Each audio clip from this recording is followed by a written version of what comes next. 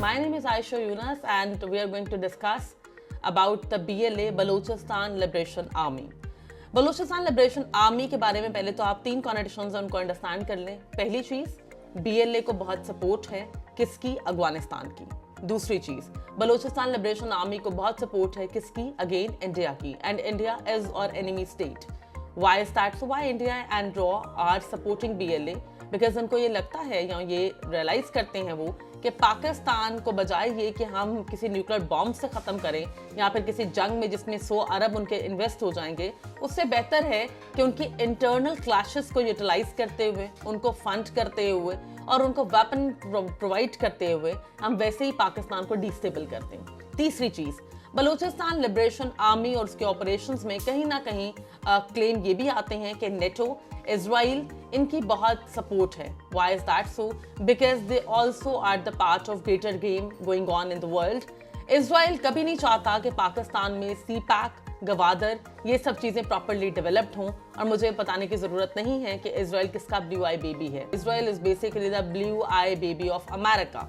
तो बेसिकली हमें इस ग्रेटर गेम में ये मिल रहा है कि इजराइल हो, इंडिया हो, अफगानिस्तान हो, नेटो हो, they all are supporting indirectly Balochistan Liberation Army only to destabilize Pakistan because they don't like Pakistan at all. और पाकिस्तान को पसंद करना या ना करना तो एक अलग बात है, but obviously they are in a rush कि किसी भी तरह वो चाइना के राइस को कंट्रोल कर सकें। चाइना का जो रिसेंट राइज हो रहा है जिससे चाइना नेक्स्ट 50 ईयर्स में मैक्स जो है वो वर्ल्ड पावर बनने जा रहा है, अमेरिका के लिए बहुत बड़ा थ्रेट है।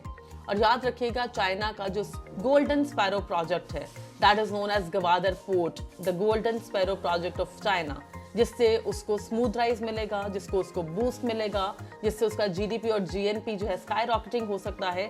उसके लिए बहुत ज़रूरी है कि बलूचिस्तान स्टेबल रहे और गवादर पोर्ट जो है वो प्रॉपरली डेवलप हो जाए। और इस सब को ऑब्वियसली इसकी पेस को मिनिमाइज करना, इसकी पेस को कम करने का या फिर इस प्रोजेक्ट को हॉल्ट करने का एक ही तरीका हो सकता है कि आप बलूचिस्तान की सिक्योरिटी को ग्लोबल पॉलिटिक्स के अंदर क्वेश्चन मार्क बना दें।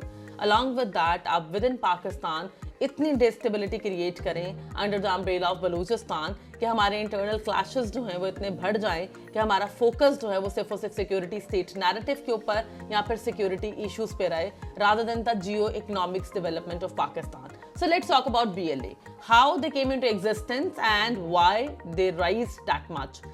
BLA का अगर मैं आपको बताऊं तो obviously since the Inception of Pakistan कुछ बलोच कम्युनिटीज थी, बल्कि बलोच कम्युनिटीज एक गलत वर्ड हो जाएगा, कुछ बलोच ट्राइब्स थे which were not in the favor of Pakistan. और along with that, क्योंकि वो ट्राइबल लॉर्ड्स थे, क्योंकि वो ट्राइबलिज्म को मानते थे, they don't want to co-align with the modern genres of the state. By modern genres I meant कि वो डेमोक्रेसी के फेवर में नहीं थे, वो policing culture, state right, constitutionalism, इन सब के फेवर में नहीं थे। Because they so called believe in the tribal lords royalties, tribalism, traditional cultures and values, and along with that so called the jirga system of tribes. Why is that so? Because उनको लगता था हम यहाँ के मालिक हैं, हम ही खुदा हैं, हम जो फैसला करेंगे वही होगा। That was the culture of Balochistan from past so many decades, and to be more specific, from the past so many centuries.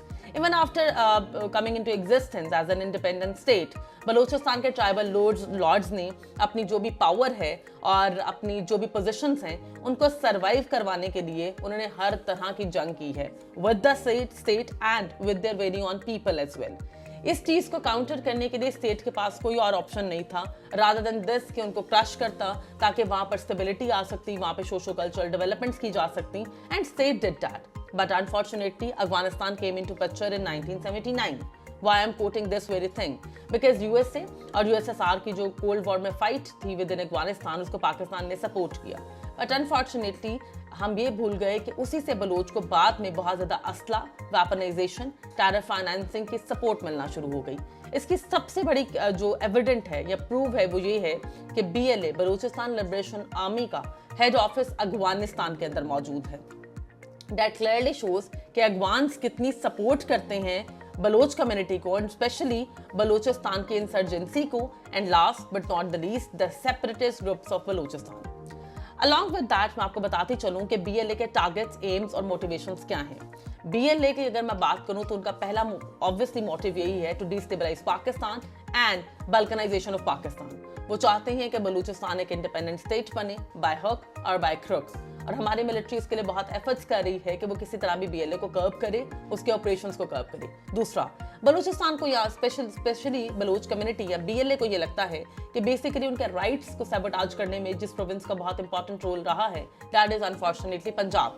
तो basically it's not about military only, they are also against Punjab, and वो उसकी बहुत से proofs हमें over the period of time they भी चुके हैं। कभी वो बस से पंजाबियों को उतारते हैं, उनका मर्डर कर देते हैं, अलॉन्ग विद दैट कभी वो किल कर देते हैं बलूच जो मजदूर वहाँ काम करने गए हैं, कभी वो पूरा का पूरा जो बलूच पंजाब से बस जा रही होती है उनको अटैक कर देते हैं, कभी वो ट्रेन हाईजैक कर लेते हैं, and the list goes on like this these all are basically the act of terrorism कि आप स्टेट रिच को चैलेंज कर रहे हैं, और along with that innocent killings, ये बहुत एक अनफॉर्चुनेट चीज़ है जो नहीं होनी चाहिए। अलॉन्ग विद दैट 2000 में जब बीएलए का एक प्रॉपर राइज हुआ तो उसके बाद उन्होंने प्रॉपर ऑपरेशंस करना शुरू किए, मिलिट्री को टारगेट करना शुरू किया, सुसाइड बॉम्बिंग स्टार्ट की, और उन्होंने जो लोकल कम्युनिटी है उसको बेसिकली टेरराइज करना शुरू कर दिया। क्यों? ताकि वो उनके मोटिवेशंस को, उनके गोल्स को सपोर्ट करें और वो स्टेट को सपोर्ट ना करें। बीएलए सिर्फ पंजाब या पंजाबियों को या फिर मिलिट्री को इनको टारगेट नहीं कर रही, बल्कि बीएलए विद इन बलूचिस्तान उन लोगों को भी टारगेट कर रही है जो गवर्नमेंटल ऑफिशियल्स हैं, जो बेसिकली गवर्नमेंटल जॉब्स कर रहे हैं, क्योंकि उनका मानना ये है कि आप बलूचिस्तान या जो फ्यूचर ऑफ बलूचिस्तान है उससे लॉयल या सिंसियर नहीं हो, बल्कि आप पाकिस्तान से लॉयल एंड सिंसियर हैं। तो basically what I am trying to tell you is this कि बीएलए के सॉल्यूशंस क्या हैं। इन्होंने अभी रिसेंटली जो एक्ट ऑफ टेररिज्म किया है, that was the hijacking of the Jafrabad express, and that is the biggest act of terrorism. दुनिया में आज तक टोटल 6 ट्रेन हाईजैक हुई हैं, और 6 ट्रेन जो हाईजैक हुई है that is in Pakistan in 2025। तो they openly challenge the state and the laws and the constitution of Pakistan. तो obviously now military is basically doing a lot of operations against them because इनको कर्ब करना बहुत important है ताकि human rights violation को रोका जा सके, इंटर प्रोविंशियल किलिंग्स को जो है कंट्रोल किया जा सके, एथनिक डिवाइड को जो है एक्सपैंड ना होने दिया जाए, ह्यूमन राइट्स वायलेशन को कंट्रोल किया जा सके।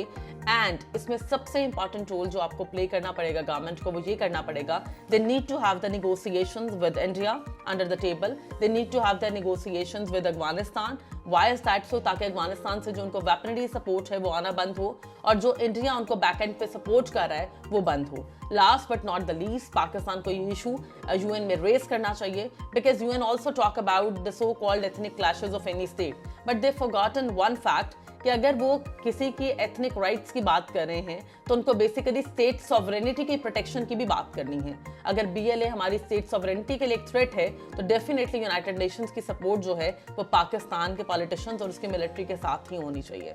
That will be all from my side. Thank you so much.